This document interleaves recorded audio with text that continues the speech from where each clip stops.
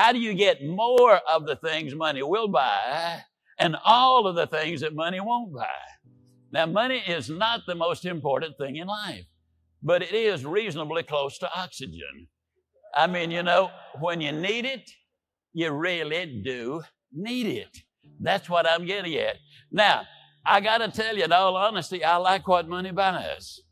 I like to live in a nice house, drive a nice car, take that beautiful red-headed wife of mine out to nice restaurants and on nice trips. I like to play golf at the country club. And every one of those things costs money. But to tell you the truth, I love the things money won't buy.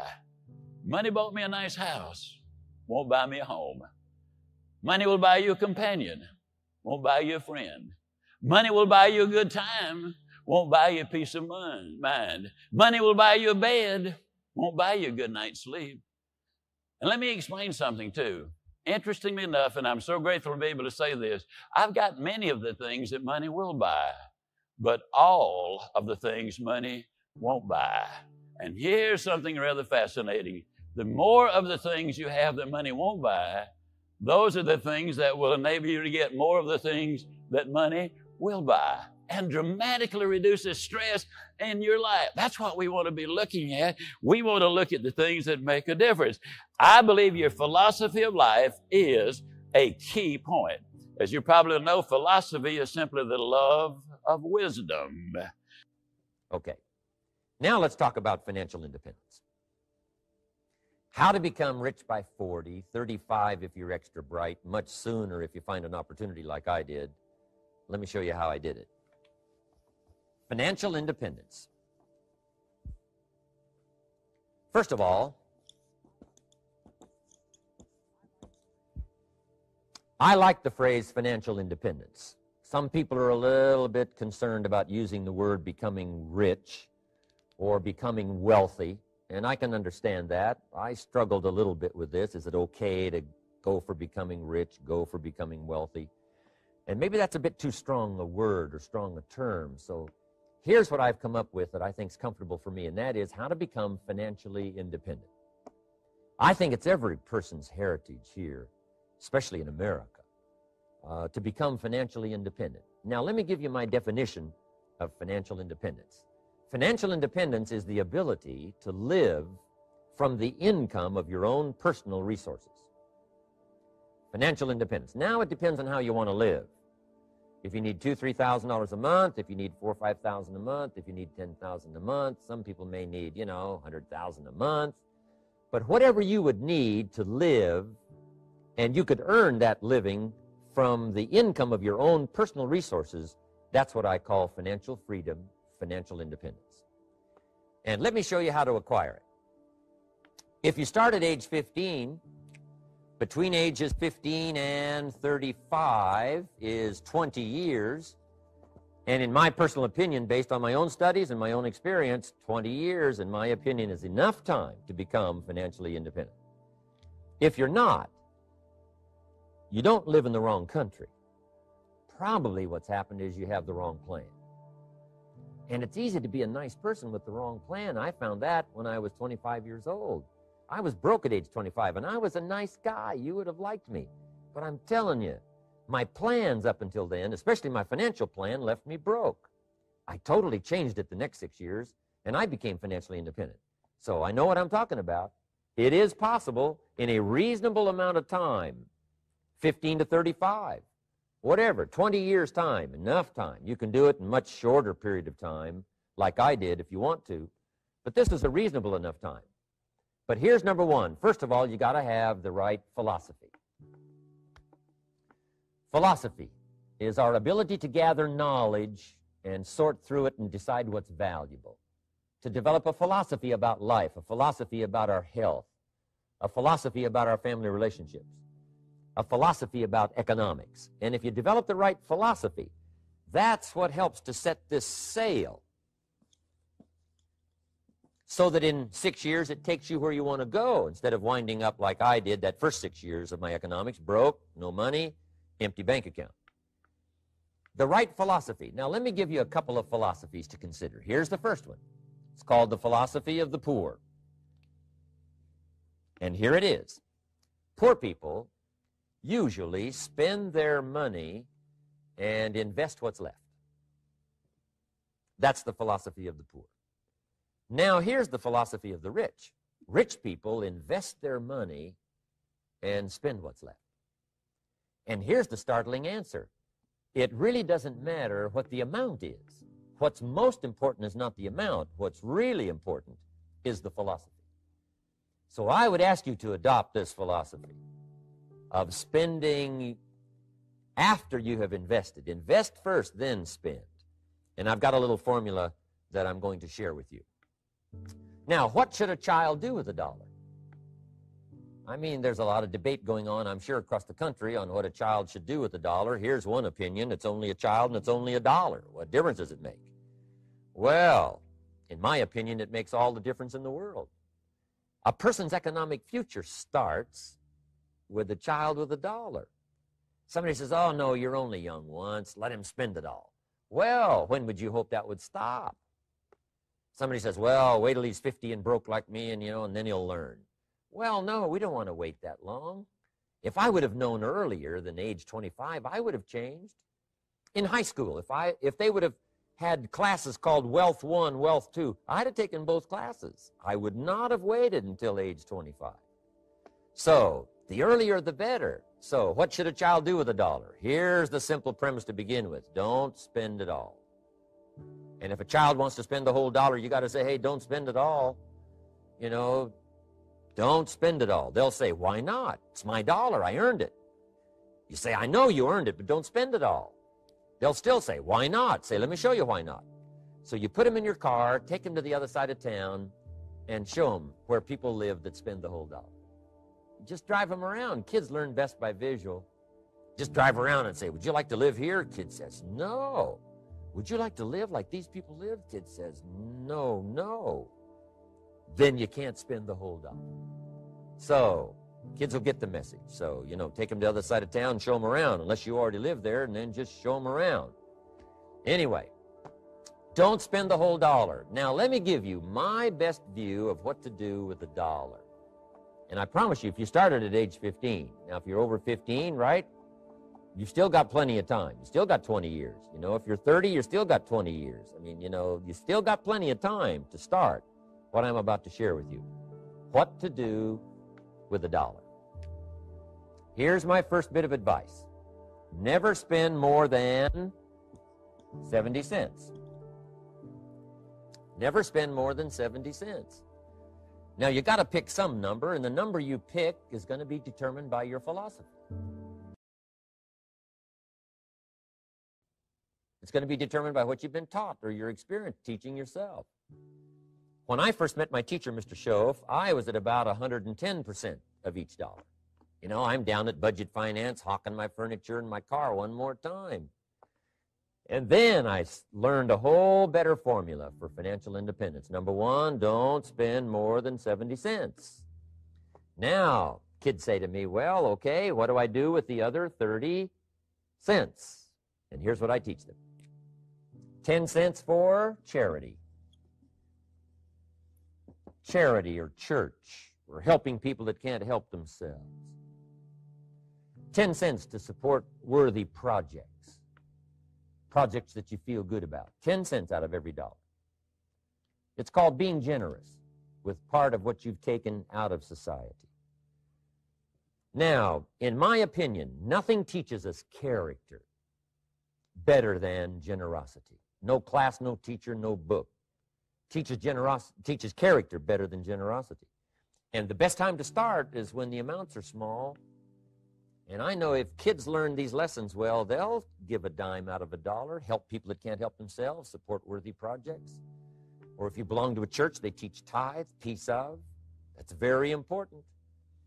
Now, because when the amounts get larger, sometimes it's a little more difficult. Giving 100,000 out of $1 million, someone says, oh, if I had $1 million, I'd give 100,000. I'm not sure. That's a lot of money. So the time to start is when the amounts are small. 10 cents out of the dollar. Okay, next 10 cents I call active capital. Active capital means do something to make a profit. Active capital. Set aside a portion of your income Wages are okay, but I'm telling you, wages will make you a living. Profits will make you a fortune. So set aside part of your income as capital, called active capital. Any kind of project you can possibly think of, you can possibly come up with. I'm going to write a new book, I think, for kids. I think the title is going to be, Of Course, Kids Should Pay Taxes. It's kind of an interesting title. In California, kids do pay taxes. When a child walks into 7-Eleven, buys something that costs $1, the proprietor says, give me 7 more pennies. And the child says, hey, what's these 7 pennies for? And the proprietor says, that's the taxes. Kid says, well, hey, I'm only 8 years old. Proprietor says, congratulations, you're my youngest taxpayer. Give me the money. So in California, where I live, kids do pay taxes. Big question is, should they? And my book will answer that question. Of course, kids should pay taxes. Nothing is for free. If you want to ride your bicycle on the sidewalk instead of in the mud, you got to pay the 7 pennies. Nothing is free, so we all have to pay. So, 10 cents out of your living, out of the money you earn, set aside for capital. Capital to try your best to show a profit. And in my book, it's going to be all kinds of ways kids can make money, right? 2 bicycles, one to ride and one to rent. I mean, you know, it doesn't take long to figure out some enterprise that'll start making a profit. Then you must jot this down if you're taking notes. Profits are better than wages. 1, you can't usually start wages until you're about 16, 15, 16, but you can make a profit long before you're eligible to start earning wages. And then there's no limit to profits, and they can double and triple and quadruple. You know, there's no limit. It's incredible how fast profits can grow. So profits are better than wages. Wages make you a living. Profits make you a fortune. Now, the third 10 cents is vitally important. I call it passive capital. Capital you let somebody else use.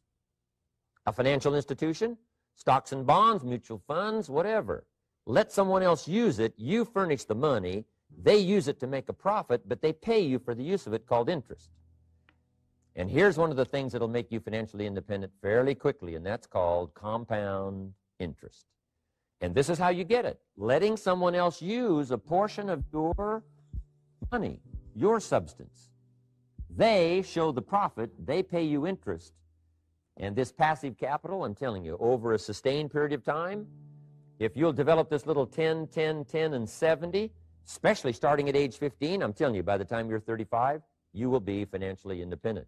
You'll have the ability to live from the income of your own resources. And then one more point on passive capital. There's a Bible philosophy. I'm an amateur on the Bible. But there's a Bible philosophy that teaches the borrower is servant to the lender. And if you want to be in a powerful position as you grow older, finally when you become mature, maybe have your own business, things have worked out for you for the future, the position you always want to be in is the power position, and that's called the lender. The lender is the power position. So if kids learn early enough, and then you ask them what they'd like to be when they grow up, I'm telling you, once they understand, they'll say, well, one of the things I want to be is one of those lenders. That's the power position, not the spender. No, you'll be pitied the rest of your life if you just become a spender. You got to become a lender. And I think this is the one formulas to follow. 10 cents out of every dollar. Let someone else use it. Be the lender, power position. Then try to show a profit. Can't we teach our children how to take $1, search the neighborhood, find a broken wagon, pay $1 for it, bring it home, you know, clean it up, sand it until it's clean, paint it red till it shines, straighten out the wheels till they're true, take it back to the neighborhood, sell it for $5? Anybody can do that. Now, does the child deserve $4 profit? And the answer is yes. Society now has a mended wagon. And that's what America's all about. Finding something, touching it, making it better, making a profit, taking part of your resources, helping people who can't help themselves. Let someone else use it to make a profit. Some projects require more capital than one person has. Exciting. And then let them pay you for the use of it. America's had this philosophy now all these years. Communism is taught all these years. Capital belongs in the hands of the state, not in the hands of the people. We've been teaching all these years capital belongs in the hands of the people, not in the hands of the state. And we turned out to be right.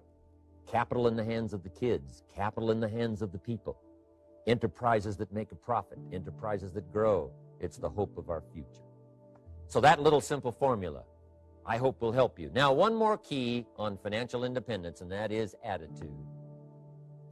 Attitude. Here's number one. I used to say, I hate to pay my bills. My teacher straightened me out on that. He said, let's see, Mr. Rohn, what you hate to do is pay $100 on an account and reduce your liabilities and increase your assets. I said, well, no, not if you look at it that way. He said, well, it all depends on how you look at it. So wouldn't you love to pay your bills, reduce your liabilities, increase your assets? You got to have that kind of attitude. I found out the same attitude about taxes. I used to say, I hate to pay my taxes. And Mr. Shove said, well, that's one way to live. But don't you understand? Taxes is how we care and feed the goose that lays the golden eggs. Wouldn't you want to do your share? Someone says, yes, but the goose eats too much. Probably true. But hey, we all eat too much. We all need to go on a diet. Better a fat goose than no goose. So I finally became a happy taxpayer. Now, I think taxes are too high, so I'm working to get taxes lowered for our economic future. But then whatever they turn out to be, I gladly pay and do my part, because that's what makes the whole system run, each of us doing our part. Now, I want these three subjects to be valuable for you. I want them to have meaning for you. I want you someday to be financially independent. I want you to have the personal development so that you feel good about yourself. If I had a chance to meet you someday, I'd like to have you show me the list of goals that you got started and say, Mr. Rohn, here's some I've already checked off. Here's the books I'm reading. Here's what's happened. I'm developing the skills. I'm better this year than I was last year. I've got more self-confidence. My skills are developing. That's what I want for you, and that's why I took the time to come and share in this video message with you. I do seminars all around the world, but this is one way that I can reach out and touch you in case you can't come to my seminars wherever I am. Maybe this video will reach you somewhere, and it'll have an impact on your life. And what I'd like to do is later hear about it, a letter, phone call, or to have a chance to meet you in person. And now I'd like to leave you with these 4 questions called questions to ponder. These questions were valuable for me, and I want to make them valuable for you. Here's the first one, why? We all ask why we should work this hard, why take that many classes, why go to school that many years, why take the notes, why read the books, why work that hard, why put yourself through the push-ups and the disciplines, why? Good question, why? Best answer to why, I think, is the second question. Why not? Why not see how many books you can read, how many classes you can take, how many skills you can develop? Why not see how valuable you can become to the marketplace and to your friends and to your family? Why not see what you can make of yourself? Why not see how far you can go, how much you can see, how much you can earn, how much you can share? Why not? That's the heritage all of us have, in America especially, is to see what we can make out of our lives now that we've been given this extraordinary opportunity. Now, my third question I'd love to ask you in person. But since I can't do it in person, I want to ask it of all of you. But I want you to take it personally. And my third question is, why not you? Why not you with good self-esteem? Why not you starting to change and setting goals? Why not you starting to make progress toward financial independence? If I can do it, you can do it. I wished I had a lot more testimonials here today besides mine, a whole steady stream that would come by and tell you their story. Someone who started with nothing, finally run a big enterprise. A mother who was on welfare, now she owns her own business. In addition to my story, I wish I had a lot more. And if all of them told their story, guess how they would probably wind up their story? They'd probably say, just like me, why not you? If we can read, you can read. If we can change, you can change. If we can figure it out, you can figure it out. If we can turn it around, you can turn it around. There isn't anything you can't accomplish. That's what those testimonials would say. And so I want to say it to you personally. Why not you? You've got the brains, you've got the stamina, you've got the vitality, you've got the interest, you've got your life ahead of you, you've got the future. You can do it. If anybody can do it, you can do it. If one of us can do it, hey, we all can do it. And now here's my last question. Why not now? This is a good time. As the 20th century starts to wind down, a few more years as we get ready for century 21, what a good time to set your goals, work on yourself, work on your skills. What a good time to get it together. What a good time to start this process. Personal development, growing, changing, developing, having a good plan for your money and for your life and for your future. Why not now? And I hope I have a chance to see you one of these days and share with you the experience, the reaction, the response you might have had from my message today.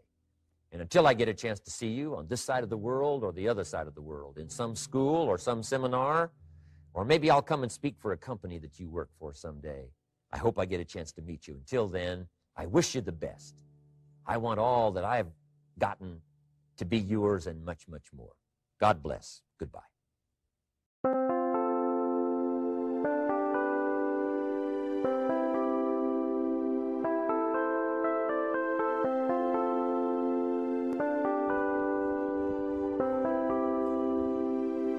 Chẳng thể quên khi cơn mưa đêm lại về. Em để quên lời thề và ta như đông chìm sâu. Không cần mới em anh nhận màu. Em chỉ cần mơ bye bye. Chỉ còn là những cơn mưa vô giá cho bên mơ em không mơ anh. Anh một đêm mơ chỉ cần bên em không được cơn nhớ và trôi không còn nhớ và người ta bên nhau như ngã tơ. Muốn nhớ về say em chỉ còn với em ở đây và anh như muốn chết đi nhưng không muốn em mơ mày. Tình yêu làm cho ta đau đầu không em như làm ngân màu. Anh như đang mong cầu và mưa bên em vô sầu. Chào các bạn bye mơ chỉ có bên em nhưng đừng có mơ mà đã ra em một bên ai anh không mong gì hơn chỉ mong em sẽ ở đây ôm anh thật gần. Anh chỉ mong đôi ta được có nhau mà đừng em đâu anh có em một đôi bên nào đừng có em. Ta sẽ trao nhau môi hôn thật sâu ôm anh cứ mưa mà ngâu và em chỉ nằm đâu. Anh không muốn em ở đâu đâu một cơn lạnh thứ anh không mơ cầu mà gặp đôi anh mà bên nhờ anh chỉ là my friend em quên đi bao lời hứa quên đi cả những ngày xưa anh như là muốn nước em cứ một chưa mà đừng ở đêm ở đêm anh nhìn một đôi đi bằng kem không như là ba xin thêm cho em nhiều hơn như là kem chỉ cần là mưa thôi. Em chỉ cần là mưa thôi, còn ai sẽ là nắng rồi.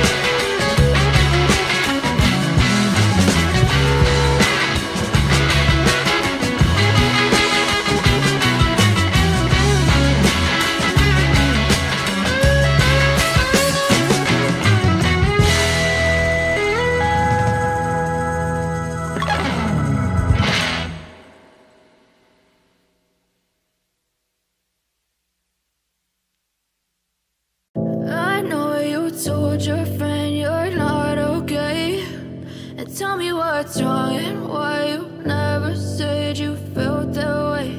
And guess you're trying to stay strong and fake a smile until I look away. But I've known you too long, it hurts to watch your blue eyes fade to gray as you fade away, as you fade away.